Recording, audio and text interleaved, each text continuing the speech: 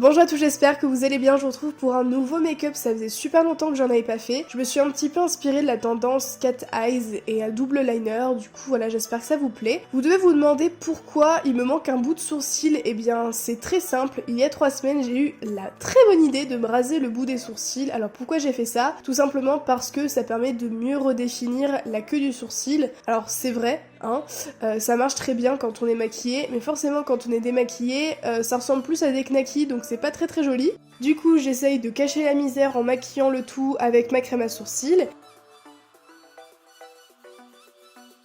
Et ensuite je viens redéfinir la forme avec du fond de teint et un petit pinceau plat. Donc je définis le dessous de mon sourcil et également le dessus pour redéfinir la queue, histoire d'avoir quelque chose de bien net, de bien propre, et j'en profite aussi pour en mettre sur ma paupière afin de préparer le tout pour mettre le fard à paupières par la suite. Je fixe le tout avec un fixateur bien sûr.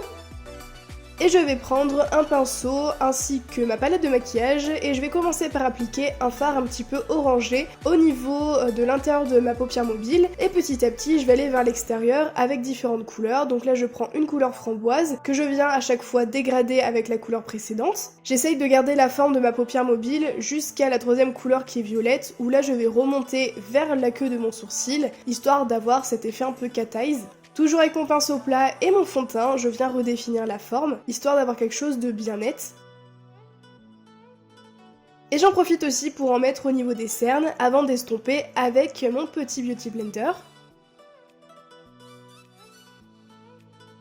Je prends un pinceau un petit peu plus petit et je viens réutiliser les mêmes couleurs que j'ai pris précédemment pour le haut de l'œil, mais cette fois-ci je vais en mettre en bas. Donc je viens en mettre très légèrement pour éviter d'avoir cet effet un petit peu œil de panda, et justement pour dégrader le tout, je viens prendre un pinceau un petit peu plus fluffy et propre bien sûr, et je viens faire des petits mouvements de va-et-vient pour dégrader. Je fais mon trait de liner, donc vous pouvez le faire petit ou beaucoup plus épais, c'est comme vous voulez. En gros, j'ai fait mon trait de liner et la pointe doit suivre la même orientation que la pointe que j'ai fait avec le fard à paupières, sauf que ça va devoir créer deux pointes totalement distinctes qui se séparent à la fin. Ensuite, je viens prendre un pinceau plat ainsi que mon fard à paupières noir et je viens redéfinir les contours de ma forme que j'ai fait au fard à paupières précédemment. Alors si vous le souhaitez, vous pouvez le faire avec un liner ou avec un crayon noir, c'est comme vous voulez. Moi, je préférais le faire avec un fard à paupières puisque c'était plus discret. Et je viens ensuite rejoindre le début de mon liner avec la forme au niveau du creux de l'œil.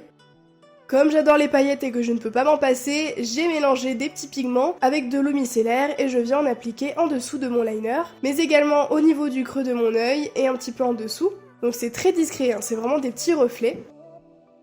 J'applique ensuite mes faux cils et je me suis mise de la colle dans l'œil, donc j'ai pleuré et du coup bah ça a un peu fait couler mon maquillage. C'était vraiment la vidéo des galères. Je viens ensuite appliquer mon mascara, j'en mets également en dessous de l'œil.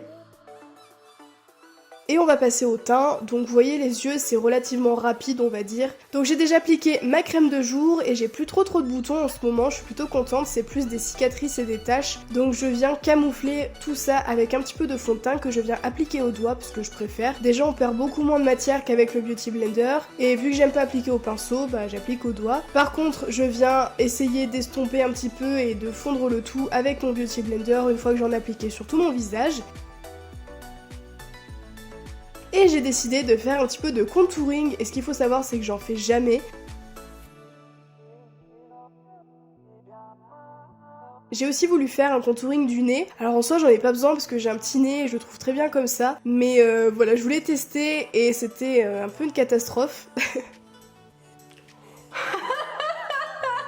Qu'est-ce que c'est moche!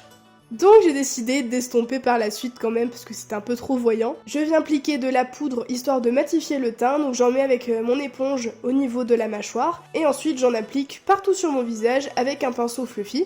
Donc ça permet de bien matifier le teint, d'éviter d'avoir toutes ces brillances, surtout qu'en ce moment il fait vraiment très chaud. Et donc bien sûr la vidéo de la galère n'était pas terminée puisque j'ai fait tomber un de mes éclairages. L'ampoule s'est complètement explosée donc j'étais vraiment contente. C'est trop moche la lumière. Comment je vais faire pour filmer? Il y a trop de lumière. J'ai essayé de trouver une solution pour finir ma vidéo parce que forcément il fallait que je la termine, hein, j'avais pas fait ce maquillage pour rien. Et donc même si j'ai plus qu'un seul éclairage, ça ne m'empêche pas de mettre la dose d'highlighter bien sûr. Donc j'en mets en dessous de mes sourcils, au niveau de mon nez, au niveau du dessus des lèvres et bien sûr au niveau des pommettes. Et je termine ce maquillage par un petit peu de gloss qui est trop beau, c'est mon grand favori, je le mets tout le temps chaque fois que je me maquille, il est vraiment très joli. Et voilà, en tout cas j'espère vraiment que ce maquillage vous a plu, n'hésitez pas à me proposer dans les commentaires des idées de vidéos que vous voulez voir sur ma chaîne prochainement. Quant à moi je vous retrouve très bientôt pour une nouvelle vidéo et je vous fais plein de gros bisous.